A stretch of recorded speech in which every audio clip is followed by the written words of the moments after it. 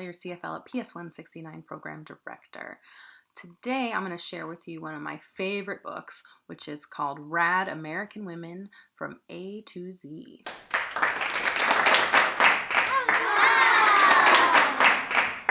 So let's start with the word rad. Does anybody know what that means? Have you heard it before? Rad. Rad dude, radical dude. That's something we used to say a lot in California where I'm from. At least we did back in the 90s when I was your age. So rad is short for radical, and radical is a word that talks about change. When we describe something as being radical, what we mean is that it's totally different from the things that came before it. So this book is about radical American women, and it tells their stories, and it teaches us a little bit about the things that they did in their time, in their lifetime, to change the world around them.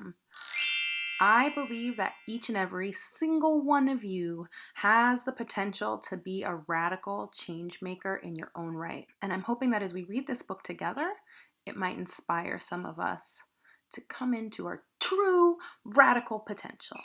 Here we go. A is for Angela. Angela Davis, who never backs down from the fight for justice. Angela Davis was born in 1944 in Birmingham, Alabama. Schools were segregated in Alabama back then, and the education that Black children received was inferior by far. Despite these challenges, Angela was smart and she was curious, and she was able to get a scholarship to a high school in New York City. Whoop. Her parents were really excited about this because at this point, New York City had desegregated schools. So what that means is that kids of all different races were able to go to the same schools and get the same kind of education. So off she went to New York.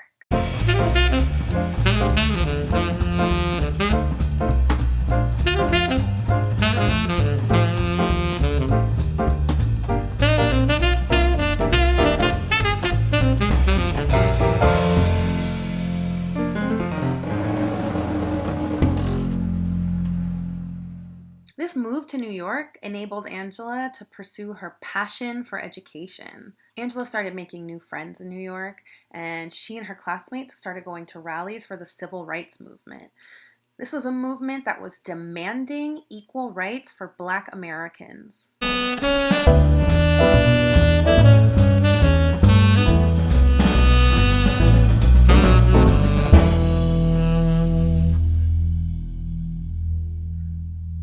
When Angela went to college, she was one of only 3 Black students in her entire university. This was isolating. I mean, can you imagine being somewhere where no one else looks like you or shares your experiences? It can be scary and kind of lonely. But that still didn't stop Angela. She loved philosophy and literature, and she pursued her education no matter what. She even went to Europe to continue her college education, and she started learning and being exposed to all these great writers and great thinkers, and she started connecting these new ideas that she was being exposed to what she was seeing back home in the United States of America, all of the segregation and inequality that was making life hard. When she got back to the US, she started speaking out against racism and sexism and fighting for gay rights. She spoke out against the Vietnam War. And in 1969, she was hired as a college professor, but the governor of California fired her because she was speaking out about all these things that I just mentioned. Other people that worked at that university and students came to her defense. They spoke up on her behalf, but it didn't matter. She didn't get the job back. Nevertheless, she went on to teach at all kinds of different prestigious universities, and now she's known the world over for her speeches, her writing, and her political thought. Today, one of the main causes that Angela Davis fights for is the rights of people in jail.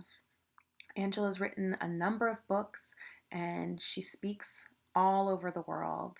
People love Angela because she's a strong Black woman who speaks the truth, who speaks her mind, and never stops fighting for justice and liberation for all people. Thank you, Angela Davis, for being a truly radical American woman.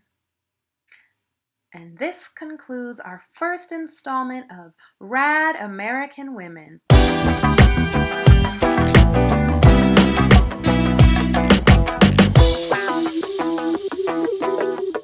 Make sure you tune in next time to hear all about Billie Jean King, who showed the world what female athletes can do.